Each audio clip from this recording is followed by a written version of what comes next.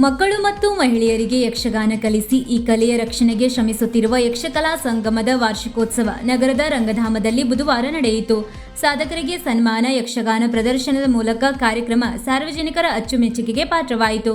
ಕಾರ್ಯಕ್ರಮ ಉದ್ಘಾಟಿಸಿ ಮಾತನಾಡಿದ ನಿವೃತ್ತ ಯೋಧ ಮೇಜರ್ ಗಣಪತಿ ಹೆಗಡೆ, ಭಾರತ ಸಾವಿರ ವರ್ಷಗಳ ಸಂಸ್ಕೃತಿ ಹೊಂದಿರುವ ದೇಶ. ಇಡೀ ದೇಶಾದ್ಯಂತ ಎಲ್ಲ ಕಡೆ ಪೌರಾಣಿಕ ಕಥೆಗಳ ಮನನ ಸಮಾನವಾಗಿದೆ. ಅನಾದಿ ಕಾಲದಿಂದಲೂ ನಮ್ಮ ಪೌರಾಣಿಕ ಸಂಗತಿಗಳನ್ನು ಯುವ ಪೀಳಿಗೆಗೆ ದಾಟಿಸುವಲ್ಲಿ ಕಲೆ ಪ್ರಮುಖ ಪಾತ್ರ ವಹಿಸಿದೆ.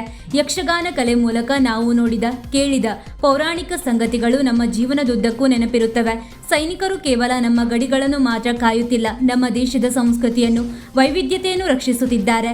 ನಮ್ಮ ನಾಡಿನ ಸಂಸ್ಕೃತಿಗಳು ಸೈನಿಕನಿಗೂ ಬಲ ತುಂಬಿವೆ. ಯಕ್ಷಗಾನ ಮತ್ತು ತಾಳಮದ್ದಲೆ ಗಟ್ಟಿಯಾದ ವ್ಯಕ್ತಿತ್ವ ಹೊರತರುವ ಕಲೆಯಾಗಿದೆ ಎಂದರು. ಇದೇ ವೇಳೆ ನಿವೃತ್ತ ಶಿಕ್ಷಕಿ ಮತ್ತು ಯಕ್ಷಗಾನ ಕಲಾಪೋಷಕಿ ತುಂಗಭದ್ರಾ ಹೆಗಡೆ ಕುಂದಾಪುರ ಅವರನ್ನು ಸನ್ಮಾನಿಸಲಾಯಿತು.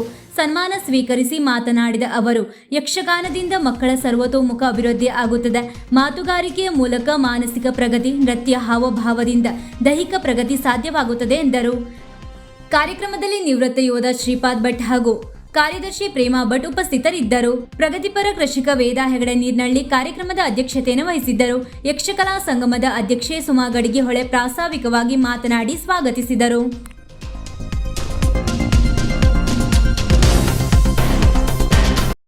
ವೀಕ್ಷಕ ಮಹಾಪ್ರಭುಗಳೇ, ನಮ್ಮ ಚಾನಲ್ ಅನ್ನು ಸಬ್ಸ್ಕ್ರೈಬ್ ಮಾಡಿ, ಶೇರ್ ಮಾಡಿ, ಪ್ರೋತ್ಸಾಹಿಸಿ.